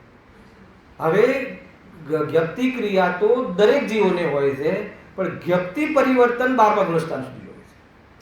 13મા ગુણસ્થાન સુધી 13મા ગુણસ્થાનથી જ્ઞપ્તિ પરિવર્તન નથી હોતું, માત્ર જ્ઞપ્તિ ક્રિયા હોય છે. એટલે 1 થી લઈને 14મા ગુણસ્થાનથી સિદ્ધો સુધી સર્વ જીવોને જ્ઞપ્તિ ક્રિયા તો હોય જ. જ્ઞપ્તિ ક્રિયા એટલે જાણવાની ક્રિયા. પણ જાણવાની ક્રિયામાં પણ જ્ઞપ્તિ પરિવર્તન રૂપ જે જ્ઞપ્તિ ક્રિયા છે એ 12મા ગુણસ્થાન સુધી હોય છે. એટલે શું? જ્ઞપ્તિ પરિવર્તન એટલે એક જ્ઞેયનો ઉપયોગ છોડી બીજા જ્ઞેયમાં પ્રવર્તવું. ખ્યાલ? એનું નામ વિચાર છે. ખ્યાલ? અહીં લખ્યું જુઓ, अर्थ व्यंजन और योग की संक्रांति. संक्रांत हो કોઈ એક અર્થ, દ્રવ્ય પણ અર્થ છે, ગુણ પર અર્થ છે, પર્યાય બી અર્થ છે, 6 દ્રવ્યો પણ અર્થ છે. તો કોઈ એક અર્થ ઉપરથી જ્ઞાન નિવૃત્ત થઈ બીજા કોઈ અર્થ પર અથવા એ જ અર્થના ગુણ પર અથવા એ જ અર્થના પર્યાય ઉપર સંક્રમિત થવું, અને આનું જ્ઞાન છોડીને આના જ્ઞાન પર જવું, એવો જે જ્ઞાનનો ક્રમ છે, એવો જે જ્ઞાનનું પરિવર્તન છે, એવો જે જ્ઞાનનો ભેદ છે, એવા જ્ઞાનના ભેદને વાસ્તવમાં વિચાર જ્ઞાન કહે છે. હે? વિકલ્પની વાત રાગાત્મક, વિકલ્પની બી ડેફિનેશન લઈ લઈએ સાથે. અહીંયા જે વિકલ્પ કાઢો તમે, વિકલ્પની પરિભાષા મોક્ષવાદ પ્રકાશક છે તમારી પાસે, કાઢો પેજ નંબર 216. મેં એકવાર વાત કરી હતી ને, જો બધા જ પ્રશ્નો સુધી તમે શાંતિ રાખશો તો બધું જ આવી જશે. છે આમાં લખેલું, છતાં વચ્ચે વિકલ્પ આવે તો જોઈ લઈએ. વિકલ્પ આવે ને વચ્ચે, વિકલ્પ આવે એટલે શું થયું? જાણવાની ઈચ્છા. ઈચ્છા, જાણવાની ઈચ્છા. ઈચ્છા કયા ગુણની પર્યાય છે? ચારિત્ર ગુણની. જાણવું કોના ગુણની પર્યાય છે? જ્ઞાનની. તો ઈચ્છા સહિત જે જ્ઞાનની પ્રવૃત્તિ થાય છે એને વિકલ્પ કહે છે. અને આમાં લખેલું છે જો પેજ નંબર 216 નું સેકન્ડ પેરેગ્રાફ. તે કેવી રીતે છે તે કહીએ છીએ. રાગ દ્વેષથી કોઈ જ્ઞેયને જાણવામાં ઉપયોગ લગાવવો વા કોઈ જ્ઞેયને જાણતા ઉપયોગને છોડાવવો, એ પ્રમાણે વારંવાર ઉપયોગને ભમાવવામાં આવે તેનું નામ વિકલ્પ છે. વિકલ્પની પરિભાષા મળી? ખ્યાલ આવે તમને? ફરતી વાંચું જો. રાગ દ્વેષ વશથી કોઈ જ્ઞેયને જાણવામાં ઉપયોગ લગાવવો વા કોઈ જ્ઞેયને જાણતા ઉપયોગને છોડાવવો. માનો કે તમને જાણવાની જિજ્ઞાસા થઈ, શું છે શુક્લ ધ્યાનમાં, શું છે શુક્લ ધ્યાનમાં, બરાબર છે? તો એ રીતે રાગ વશ તમને શુક્લ ધ્યાન જાણવાની ઈચ્છા થઈ. હવે એના ઇન બિટવીન તમને એ સાંભળતા સમજતા તમને એ નામ એ છોડીને વિકલ્પ જાણવાની ઈચ્છા થઈ, વિકલ્પ સંબંધી જાણવાની ઈચ્છા થઈ. તો અહીંયાથી પેલી બાજુ જાણવાની ઈચ્છા પૂર્વક પદાર્થની પ્રવૃત્તિ થઈ જ્ઞાનની, એનું નામ શું છે? વિકલ્પ. હવે એનાથી બંધ થાય છે, એમાં જ્ઞાને છે ને ઈચ્છાએ છે. હેલો? તો બે હોવા છતાં બંધ જાણવાથી નથી થતું, પણ ઈચ્છાથી બંધ થાય છે. બંધનું તત્વ ઈચ્છા પડી. હા બોલો. હા, એ વિકલ્પ છે. બહુ સરસ. પણ એ ઈચ્છા વગર બી જ્ઞપ્તિ પરિવર્તન થાય છે. એ જરા ભેજામાં ઉતરવું કઠિન પડે કે આપણી કોઈ ઈચ્છા ના હોય અને અનેક જેઓના વિચારો ચાલે એક દ્રવ્યથી બીજા દ્રવ્ય તરફ વિચાર જાય વગર ઈચ્છાએ, એવી બી એ જ્ઞાનનો પ્યોર જ્ઞાનનું અથવા વિચાર જ્ઞાનની પ્રવૃત્તિ. હવે એ વાત સંદિગ્ધમાં બેસવી જોઈએ કે એવું બી થતું હશે કે કોઈ ઈચ્છા જ ના હોય જાણવાની અને જ્ઞાન બીજા પદાર્થોમાં પરિવર્તિત કરે. હવે એની જે ડીપ ચર્ચા છે ને એ અત્યારે મારે નથી કરવી કે શુક્લ ધ્યાન, એની ચર્ચા હું જે છેલ્લો શ્લોક આપ્યો છે ને આમાં એનામાં કરીશ. ખરેખર કોને જ્ઞાન આધીન નથી, જ્ઞાન સ્વાધીન છે, કેવી રીતે થાય છે, પરનું કે સ્વનું એ તો એની ઉપાધિઓ છે, જ્ઞાનનું પરિણામ એની યોગ્યતામાં કેવી રીતે થાય છે, શું સમજવું, કઈ રીતે દ્રષ્ટિનો વિષય ખીલે, કેવી રીતે નિર્વિકલ્પ થવાય. નિર્વિકલ્પવાળા જીવોમાં અરે સર્વને જાણવા છતાં નિર્વિકલ્પ રહેવાની પદ્ધતિ છે. તો કહે છે કે તું કોઈ વસ્તુને જાણવાથી તને વિકલ્પ થાય અને તારું તો પાછું ભેદ છે વિષયોમાં કે આત્માને જાણવાથી તો નિદ્રા થાય અને કોઈ શરીરને જાણીએ કે બીજા દ્રવ્યને જાણીએ તો બંધ થાય. તો કહે છે કે તારી તો સોચ જ ખોટી છે. અહીંયા તો કહે છે કે લોકાલોકને જાણ, અને તો બી રાગ ના હોય તો નિર્વિકલ્પ જ્ઞાન છે. રાગ દ્વેષ રહિતના જ્ઞાનને નિર્વિકલ્પ જ્ઞાન કહેવાય છે. અને રાગ દ્વેષ સહિતનું જે જ્ઞાન છે એ જ્ઞાનને વાસ્તવમાં વિકલ્પાત્મક જ્ઞાન કહેવાય. પહેલા વાત જ્ઞાનને એની સાથે જોડી દીધી. વાંધો નહીં, વિષયની ક્લેરિટીમાં આ ઉપયોગી. આપણે વિષય એ ચાલે છે, મારે વિષય પર તમને લઈ આવવા પડશે ને. વિષય એ ચાલે છે કે શુક્લ ધ્યાન જેટલી મહાન દશા કે પ્યોર ધ્યાનની દશા છે કે જ્ઞાન સ્વરૂપમાં લાગેલી, સ્વરૂપમાં લીન થઈ ગયું છે જ્ઞાન, એવી એમ કહેવાય છે એ દશાના માટે. એ દશામાં લીનતા શું છે અને એ જ લીનતા હોવા, લીનતા એક બાજુ કહો છો કે સ્વરૂપની લીનતાનું નામ શુક્લ ધ્યાન છે, વિશેષ લીનતાનું નામ, અને એક બાજુ એમ કહો છો કે એ વખતે જ્ઞાન છ દ્રવ્યમાં પ્રવર્તે છે. તો છ દ્રવ્યમાં પ્રવર્તવું એનું નામ ચંચલતા નથી. છ દ્રવ્યમાં જ્ઞાનનો વ્યવસાય કરો એનું નામ લીનતા નથી. લીનતા એનું નામ છે કે રાગ દ્વેષ ન રહેવું એનું નામ લીનતા છે. અને રાગ દ્વેષ વગર છ દ્રવ્યોનું વિકલ્પ જાણવા રૂપ રહેવું, વિશેષ જાણવા રૂપ રહેવું, એ તો જ્ઞાનનું એ વખતનું સ્વરૂપ છે. તો એ સ્વરૂપમાં તને એમ લાગે છે કે છ દ્રવ્ય વિશે કોઈ ચિંતન કરતું હોય અને બંધ થાય તો એમ આપણું ચિંતન રાગ સહિત હોય છે. અરે આપણે તો આત્માનું ચિંતન બી રાગ સહિત હોય છે ને. પૂર્વ ભૂમિકામાં દરેક નેમ હોય એ બધું આગળ લખ્યું છે. એક એક પ્રશ્નો ઉઠાવીને લખ્યું છે. છદ્મસ્તે તમે કહો છો કે આત્માને તમે ચિંતવો, તો એમાં કહ્યું છે કે એનો અર્થ શું છે, એનો અર્થ શું છે, બધી ચર્ચાઓ આગળ આવવા વાળી છે. અત્યારે આપણે આ વિષયને કમ્પ્લીટ કરી રહ્યા છીએ કે શુક્લ ધ્યાનમાં એટલી ઊંચી અવસ્થા કે જે ઉપયોગની લીનતાવાળી અવસ્થા, એ લીનતાવાળી અવસ્થામાં જ્ઞાન શું કરે છે? જ્ઞાન ખાલી આત્મા આત્મા આત્મા કરે છે તો શું કરે છે? તો કે છ દ્રવ્યોમાંથી કોઈ બી દ્રવ્યમાં જ્ઞાન જાણવાનું પરિવર્તિત કરે, સંક્રમિત થાય છે, હે ને, દ્રવ્ય પર, ગુણ પર. હવે વાંચું છું, જુઓ, जोरदार से. जब उपशम श्रेणी या क्षपक श्रेणी पर आरोहण करने वाला कोई एक पूर्व ज्ञानधारी मनुष्य अर्थात मुनिराज शुद्ध ज्ञान के बल से किसी भी परमाणु, शुद्ध ज्ञान है ना, त्या 12મા ગુણસ્તર સુધી શુદ્ધ જ્ઞાન છે, અને શુદ્ધ જ્ઞાન છે એટલે એનું વર્ગ હોય કે ના હોય, તો શુદ્ધ જ્ઞાનનું વર્ગ શું છે? વિચાર. બરાબર, વિચાર એ શુદ્ધ જ્ઞાનનું વર્ગ છે. મતલબ સંગીત પંચેન્દ્રિય જીવ સંબંધીની વાત છે. બાકી શુદ્ધ જ્ઞાનનું માત્ર વિચાર વર્કિંગ છે એવું નથી, કેમ કે એકેન્દ્રિય આદિને વિચાર જ્ઞાન નથી, મન નથી, પણ શુદ્ધ જ્ઞાન છે. એ વળી પાછો બીજો વિષય. ખ્યાલ કેટલી બી વિન્ડો ખુલી જાય છે એ રીતે. पूर्व ज्ञानधारी मनुष्य शुद्ध ज्ञान के बल से किसी भी परमाणु आदि जड़ या आत्मरूप चेतन द्रव्य का चिंतन करता है.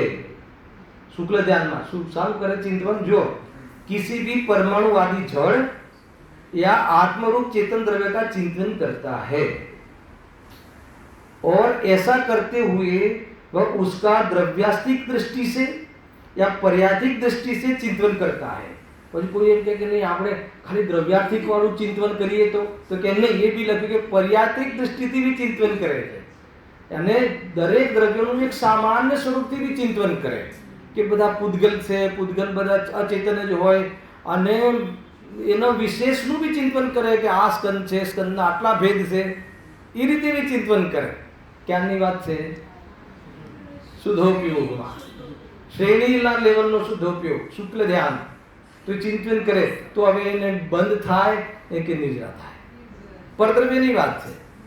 તો કહે છે કે ત્યાં એવી નિદ્રા થઈ છે કે હવે થોડા જ કાલમાં પૂર્ણ નિદ્રા થઈ જશે.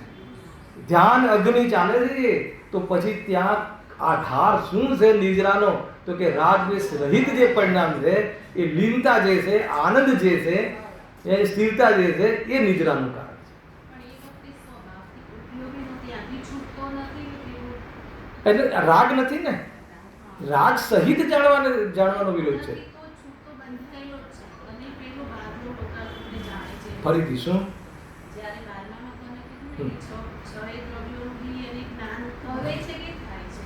હવે એ તો પહેલા બહુ ચાલી ગયું કરે છે કે થાય છે. અરે જ્ઞાન તો સહજ છે, સહજ છે. એટલે કરે છે વાળું કોઈ બુદ્ધિ, જો આ જે પણ સહજ જ્ઞાન છે ને, કરે છે અને થાય છે ને એ બધી ભાષાઓ છે. અહીંયા જે કરે છે એનો અર્થ કે જ્ઞાન છે. અચ્છા તમે કરો છો કે થાય છે જ્ઞાન, એ બી ચર્ચા છે આગળ, હે ને? કન્ટિન્યુટી હશે તમારા ક્લાસની તો એ બી આવી હશે. અચ્છા તમે કરો છો જ્ઞાન કે થાય છે? અરે જ્ઞાન તો આપણે થાય છે. કેમ થાય છે? કારણ કે સ્વભાવ છે એટલે થાય છે. સહજ જ્ઞાન છે. સહજ જ્ઞાનને સહજ રીતિથી જાણવું. આજે આપણે સહજ જ્ઞાનને સહજ રીતિથી જાણીએ છીએ કે વિકલ્પથી જાણીએ છીએ? હા હા હા સ્વભાવથી તો એ તો એટલે એ નિર્વિકલ્પ દશા છે ને એ નિદ્રાનું કારણ છે. તો જે એનું જ્ઞાન, અહીંયા પ્રશ્ન એ ચાલે છે બેન કે માની લો કે તમે સર્વથા એમ કહી દો કે પરદ્રવ્ય સંબંધી જે જ્ઞાન થાય છે એનાથી બંધ જ થાય છે, અને એને તો એવો ભેદ કર્યો નિશ્ચયવાસી કે સ્વદ્રવ્યનું ચિંતન કરીએ તો નિદ્રા થાય અને પરદ્રવ્યનું ચિંતન કરીએ તો બંધ થાય. તો પંડિતજી એમ કહે છે કે એ પોઝિશન જીવની કે જે નિદ્રાની ઉત્કૃષ્ટ પોઝિશનો છે એ પોઝિશનોમાં પણ પરદ્રવ્યનું જ જાણવું થાય છે. સ્વદ્રવ્ય પરદ્રવ્ય બંનેનું જાણવું થાય છે, કેમ કે એનું સ્વપટ પ્રકાશક સ્વભાવ હલાવે કે નહીં. તો પછી નિદ્રા થવાનું કારણ શું? તો તમે જે કહ્યું કે જે નિર્વિકલ્પ જે પણ છે કે સ્વભાવમાં લીનતા, તો લીનતામાં શું આવી જશે? ચારિત્ર. એટલે નિદ્રાનો સંબંધ ચારિત્રથી છે, જ્ઞાનથી નથી. અને નીચેના સ્ટેજમાં શ્રદ્ધાથી છે, જ્ઞાનથી નથી. જ્ઞાનની સાથે નિદ્રાનો સંબંધ નથી અને બંધનો સંબંધ નથી. જ્ઞાન બંધ મોક્ષને કરે નહીં, બંધ મોક્ષને જાણે. બંધ મોક્ષનું થવું અને ન થવુંનો આધાર શ્રદ્ધા અને ચારિત્ર છે. તો જ્ઞાન શું છે? તો જ્ઞાન મીડિયેટર છે, જ્ઞાન સાધન છે. જ્ઞાન આપણા માટે અસાધારણ સાધન છે કે જેનું માધ્યમ લઈ અને શ્રદ્ધાને આપણે સરખી કરીએ છીએ, મતિને સરખી કરીએ છીએ, અને આપણી જે રાગ દ્વેષ પૂરક પ્રવૃત્તિ છે એને રોકીએ છીએ. કારણ કે સેન્સ છે જ્ઞાનમાં વિવેક છે. તો વિવેક દ્વારા ચારિત્ર આદિમાં આ લાભ થતો હોય છે. પણ લાભ ચારિત્ર અને શ્રદ્ધામાં ના લીધો અને માત્ર જ્ઞાનમાં લીધો અને એની વિકલ્પ રૂપથી લીધો, અને એમાં બી એને પોતે ભ્રમ કરી લીધો કે મને સમ્યક જ્ઞાન થઈ ગયું છે. તો કહે છે કેમ એમ કીધું પંડિતજીએ કે જો તું સમ્યક દ્રષ્ટિ હોય તો તું એમ ન કહી શકે કે ભાઈ રાગ મારું શું બગાડી લેશે. અરે એ દ્રષ્ટિ પ્રધાન કથન છે. ત્યારે જ્યારે સમ્યક દ્રષ્ટિ થયા પછી રાગના અભાવનો ઉદ્યમ હોવો જોઈએ. એનું હર કદમ રાગના અભાવ માટે હોવું જોઈએ, અને એમાં એટલા માટે પ્રતિજ્ઞા આદિરૂપ જીવન હોવું જોઈએ.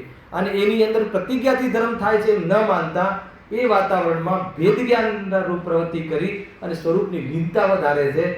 એ માહોલમાં આખી આ પ્રકારની પકડ સમજમાં આવી આખી વસ્તુ. તો જ્યાં જે રીતે છે એ રીતે આપણે સમજવું પડશે. જો આને ફિનિશિંગ આપીએ પહેલા, તો કારણ ફરીથી બી વિષયને આપણે વધારીશું અને મૂળ વિષય પર મૂળ જ વિષય છે, પણ અહીંયા કેવી રીતે એટેચ થાય છે એનું બહુ અદ્ભુત અહીંયા સંકલન છે. જો द्रव्यास्तिक दृष्टि से या पर्यात्रिक दृष्टि से चिंतन करता है. द्रव्यास्तिक दृष्टि से चिंतन करता हुआ पुद्गल आदि विविध द्रव्यों के किस किस दृष्टि से साम्य है ये भी बताई दी थी. द्रव्यास्तिक दृष्टि से શું કરે? તો ખાલી દ્રવ્ય સ્વભાવ આત્માનો એમ નહીં, બધા દ્રવ્યનું દ્રવ્યની ઓરથી જોઈએ તો કેવો સ્વભાવ છે, સામાન્ય છે, એમ બી ચિંતન કરે, એમ બી જાણે. હવે જાણે એટલે એના જ્ઞાનની પર્યાયની એ વખતની યોગ્યતામાં એ જાણવાનો વિષય છે. એ કોઈ, કેમ કે જ્ઞાન કોઈને આધીન નથી. કરેવાળી શબ્દ અહીંયા આ પક્ષમાં લઈએ તો ભાઈ આ ઈચ્છાથી આ જ્ઞાન થાય, તો જ્ઞાન ઈચ્છાને આધીન નથી, હેના ને તો પરાધીન પણ આવી જશે. એ બધી ચર્ચાઓ આગળ પંડિતજી ખુલાસા કરી છે. જો द्रव्यात्मिक दृष्टि से चिंतन करता हुआ पुद्गलादि विविध द्रव्यों में किस दृष्टि से साम्य है और इनके आवांतर भेद भी किस प्रकार से हो सकते इत्यादि बातों का विचार करता है. कौन? श्रेणी वाला मुनिराज. આમ કેવું લખવું જોઈએ તું આત્માનો વિચાર કરે છે, આત્માનો વિચાર કરે છે. આ નીચેની ભૂમિકામાં આત્માના વિચારો જે ઉપદેશ આપવામાં આવે છે ને એ શું છે હું કાલે કહીશ. પણ કોઈ એમ સર્વથામ કે આત્માનો વિચાર કરવાથી કામ થઈ જાય, એને વિકલ્પરૂપ વિચાર કરવાથી અથવા નિદ્રા થાય છે, આત્મદર્શન નથી અને આત્માનો વિચાર કરવાથી નિદ્રા થાય છે માની અને સમ્યક દર્શનનો ભ્રમ નહીં કરતો. અથવા શુદ્ધનો વિષયનો વિચાર કરવો જોઈએ, અશુદ્ધનો વિચાર ન કરવો જોઈએ એવું સ્વરૂપ નથી. અને સાથે મેં બી લખ્યું છે, 5 મિનિટ વધારે ચાલશે ને? જો મેં લખ્યું છે, મને સવારે આજે વિષય જોરદાર ચાલતો હતો દિમાગમાં, ત્યારે મેં આ કન્સેપ્ટ લખ્યો, નિશ્ચયવાસી શું માને છે કે શુદ્ધના વિષયના રાગને દ્રવ્ય દૃષ્ટિ માને છે. શું કહ્યું? શુદ્ધનો જે વિષય છે ને એના પ્રત્યે બહુ રાગ રહે છે, ભગવાન આત્માની વાત કરવી જોઈએ, એ વાત કરવી જોઈએ, તો કે એ ધર્મ નથી, એ રાગ છે. અને એ રાગને દ્રવ્ય દૃષ્ટિ માને છે. સાંભળ્યું? અને પર્યાય પ્રત્યે દ્વેષની વૈરાગ્ય માને. પર્યાયની વાત જ નહીં કરવાની, રાગની વાત જ નહીં કરવાની. અને રાગ તો જાણી લીધો ને, આત્મામાં છે જ નહીં, તો પણ રાગ દોષ રૂપે છે એમ તો જાણ. અને આ ભૂમિકામાં આટલો છે એમ તો જાણેલો પ્રયોજવાન છે કે નહીં. અને સ્વભાવમાં જઈને એનો અભાવ થાય છે એ વાત બી બરાબર છે તારી, ના નથી. પરંતુ તું આ રીતે અહીંયા લખ્યું ને, પર્યાય પ્રત્યે દ્વેષને પર્યાય પ્રત્યે દ્વેષ, તો એની વૈરાગ્ય માને છે. પર્યાય દ્રષ્ટિ છૂટી ગઈ છે એમ માને છે. પર્યાયની વાત ન કરવી એનો અર્થ પર્યાય દ્રષ્ટિ છૂટી ગઈ એમ નથી. અને દ્રવ્ય સ્વભાવની જ વાતો કરવી અને દ્રવ્ય દ્રષ્ટિ થઈ ગઈ એમ વાત નથી. આખી વાત સમજમાં આવી? ઓર એક વાત લખી દીધી, શુદ્ધના વિષયને જાણવાનું નામ અને જાણકારી માત્રને સમ્યક જ્ઞાન માને છે. અને અશુદ્ધના વિષયને જાણવું નહીં એ મિથ્યા એકાંત કરે છે. અશુદ્ધની વાત શું કામ કરવી જ્યારે એને છોડવું છે? તો કે એ ચિંતન ઠીક નથી. જ્યારે જે વિષય ચાલતો હોય એ વિષય નિશ્ચયવાસીને શુભ ભાવમાં લગાડવાની પ્રેરણા આપે છે કે તું કરે શું છે. અને સમ્યક દર્શન થઈ ગયા પછી તું આપણને બંધ થતો જ નથી એમ કરીને તું પાપમાં પરવર્તે મજા લે, તો કે એ ઠીક નથી ચિંતન તારું. અને શુભ ભાવમાં લાવવાની કોઈ તને સમર્થન નથી એ મારું, પરંતુ આગળ આવ્યું ને કે અશુભ ભાવ અશુભ કાર્યો છોડે અને શુભમાં આવી અને એને છોડીને શુદ્ધમાં જાય, એ ક્રમ છે. તો એ ક્રમ પ્રમાણે તું વર્તજે. એનો નિષેધ જ્યાં જે રીતે છે એ રીતે કરજે. દ્રષ્ટિમાં તો બધું નિષેધ છે.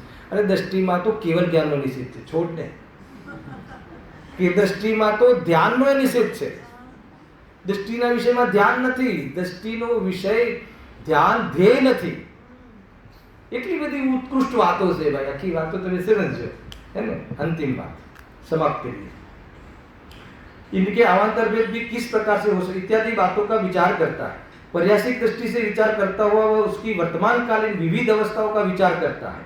और शुद्ध ज्ञान के आधार से कभी यह जीव किसी एक द्रव्य का अर्थ पर से दूसरे द्रव्य रूप अर्थ, પછી બીજાની પર્યાય ઉપર કાં તો ત્રીજાની પર્યાય ઉપર એ રીતે સંક્રમણ કરતું રહે છે.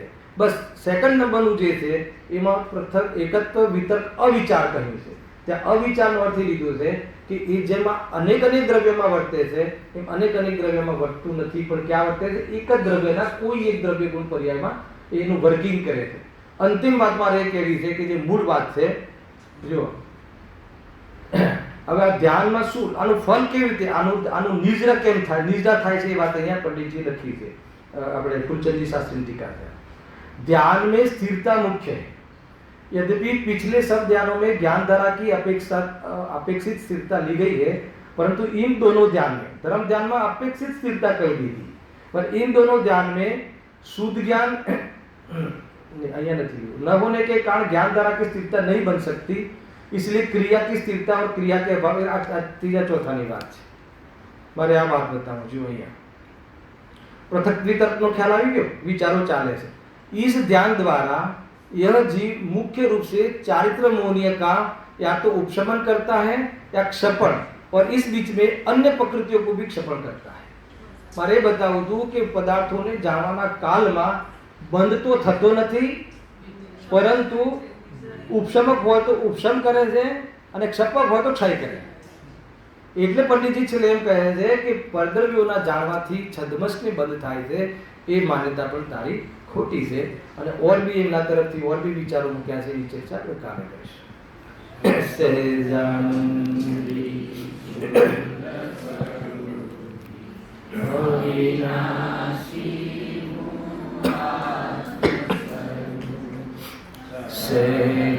સહેજાનંદી શુદ્ધ સ્વરૂપ